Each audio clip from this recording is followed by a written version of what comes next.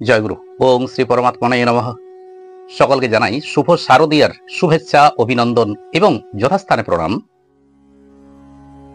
আমরা প্রায় সবাই জানি বা সবাই দেখেছি যে মা দুর্গার পূজার সময় মহিষাসুর তাকেও পূজা করা হয়, অর্থাৎ মহিষাসুরও পূজিত হন। এখানে মনে একটা প্রশ্ন জাগতেই পারে যে মহিষাসুর তিনি তো অসুর গোত্র, অসুর সম্প্রদায়ভুক্ত, মা দুর্গার শত্রু, মায়ের সাথে তার লড়াই, আবার মায়ের হাতে তার নিধন হলো। তা সত্ত্বেও তিনি পূজার সময়, মা দুর্গার পূজার সময় তিনি পূজিত হন কিভাবে, কেন তাকে পূজা করা হয়, আজ এ নিয়েই পাঠ ও আলোচনা করব।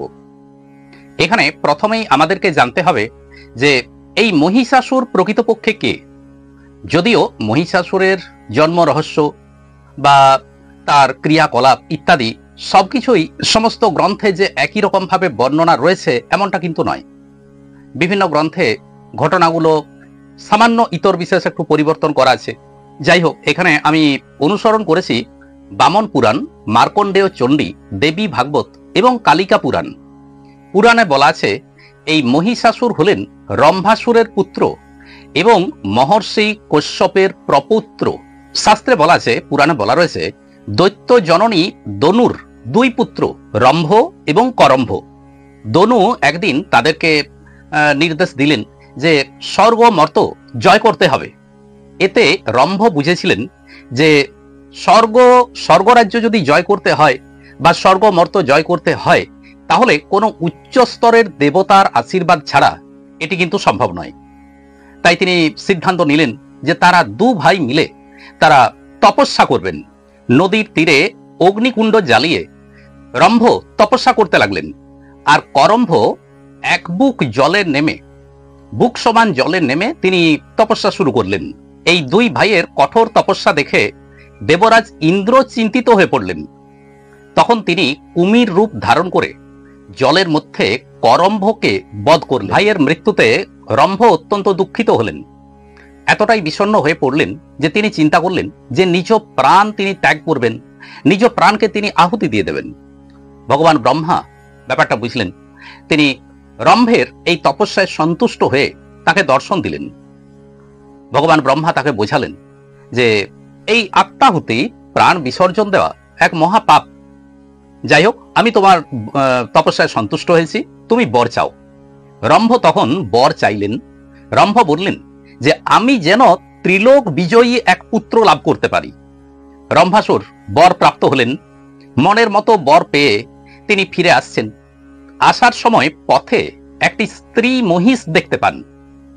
রম্ভাসুর অলৌকিক ক্ষমতার অধিকারী। তিনি বুঝলেন যে এই স্ত্রী মহিষটি প্রকৃতপক্ষে কোনো কোনো মহিষ নয়। তিনি বুঝতে পারলেন যে এটি এক সুন্দরী রমণী, একজন রাজকন্যা। তো রম্ভাসুর বিভিন্ন রূপ ধারণ করতে পারতেন, তো তিনি মহিষের রূপ ধারণ করে ওই স্ত্রী মহিষটির প্রতি অত্যন্ত আকৃষ্ট হয়ে পড়লেন এবং স্ত্রী মহিষের সাথে মিলিত হলেন। এই স্ত্রী মহিষটির নাম ছিল শ্যামলা। তো স্ত্রী মহিষের সাথে তিনি মিলিত হলেন। স্ত্রী মহিষটি অর্থাৎ শ্যামলা গর্ভবতী হলেন। রম্ভাসুর তাকে বিয়ে করলেন এবং স্ত্রী রূপে তাকে গ্রহণ করলেন। একসময় রম্ভ যখন তপস্যা করছেন তখন এই শ্যামলা অর্থাৎ ওই স্ত্রী মহিষটি পশুরূপ ধারণ করে বিহার করছেন। পশুরূপ ধারণ করে যখন বিহার করছেন তখন একটি মায়াবী মোষ ওই শ্যামলাকে অপহরণ করার চেষ্টা করে। রম্ভ অত্যন্ত ক্রুদ্ধ হন। মহিষটির সাথে রম্ভের যুদ্ধ হয়, কিন্তু দুঃখের বিষয় এই যুদ্ধে রম্ভের মৃত্যু হয়। রম্ভের মৃত্যু হলো। যমদূতেরা এসেছেন রম্ভের আত্মাকে নিয়ে যেতে, কিন্তু শ্যামলা অর্থাৎ স্ত্রী মহিষটি যাকে আমাদের রম্ভ বিয়ে করেছেন, তো ওর জেদে যমদূতেরা আমাদের রম্ভের আত্মাকে নিয়ে যেতে পারলেন না। তিনি রম্ভের আত্মাকে নিজ গর্ভে স্থান দিলেন। একদিকে তার গর্ভজাত সন্তান সেও বর্ধিত হচ্ছে, আর রম্ভের আত্মাকেও তিনি গর্ভে স্থান দিয়েছেন। যথাসময়ে তার গর্ভজাত সন্তানের জন্ম হলো। এই সন্তানটি মহিষাসুর।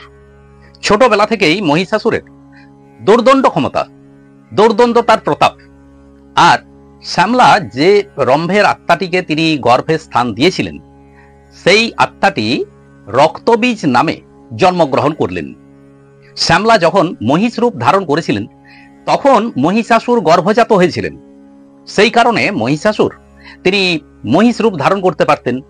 আর শুধু মহিষ রূপ নয়, বিভিন্ন জীবজন্তুর রূপ তিনি কিন্তু ধারণ করতে পারতেন। মহিষাসুর ব্রহ্মার তপস্যা করতে লাগলেন। ব্রহ্মার বরে তিনি দৌর্দণ্ড প্রতাপশালী হয়ে উঠলেন। ব্রহ্মার কাছে বর পেলেন। প্রথমে তিনি চেয়েছিলেন যে অমরত্ব লাভ করা, কিন্তু ভগবান ব্রহ্মা বুঝলেন যে এই মহিষাসুরকে অমরত্ব দান করলে ভালো হবে না, বরঞ্চ তা হিতে বিপরীত হবে।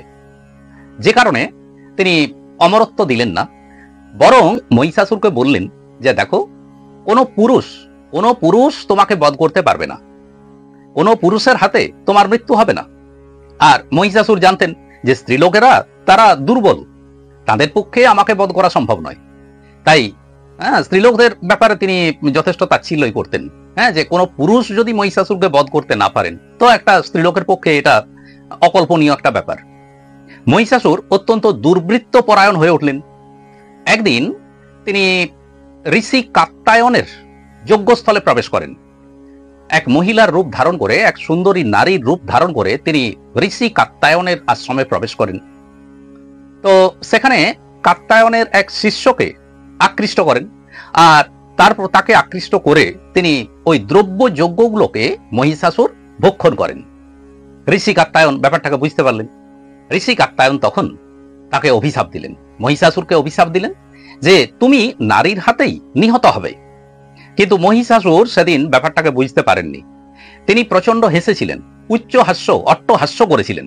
তিনি বুঝতে পারেননি যে তার কপালে নারীর হাতে তাকে বধ হতে হবে এটাই লেখা আছে। মহিষাসুর কিন্তু অতি অল্প বয়সেই তার মা অর্থাৎ শ্যামলা তাকে হারিয়েছিলেন। কিন্তু পরবর্তীকালে তিনি দোর্দণ্ড প্রতাপশালী হয়ে উঠলেন, এই সমস্ত বরও পেলেন, আবার অভিশাপও পেলেন। যাই হোক, এরপর একদিন মহিষাসুর স্বর্গরাজ্য আক্রমণ করলেন। তো দেবতারা ভীত হয়ে স্বর্গরাজ্য ত্যাগ করলেন। তারা মহেশ্বর এবং নারায়ণের শরণাপন্ন হলেন। মহেশ্বর এবং নারায়ণ যখন সবকিছু শুনলেন তারা তো অত্যন্ত ক্রুদ্ধ হয়ে পড়লেন।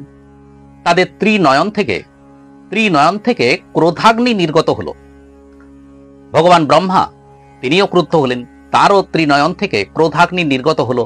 অপরাপর দেবতাদের ক্রোধাগ্নি নির্গত হয়ে সমস্ত মিলেমিশে ওই যে ক্রোধাগ্নির বলয়, তার থেকে দেবী কাত্যায়নীর জন্ম হলো। ইনি দেবী চণ্ডিকা। দেবতারা নিজ নিজ অস্ত্র দিয়ে দেবীকে সুসজ্জিতা করলেন। শুরু হলো মহিষাসুরের সাথে যুদ্ধ।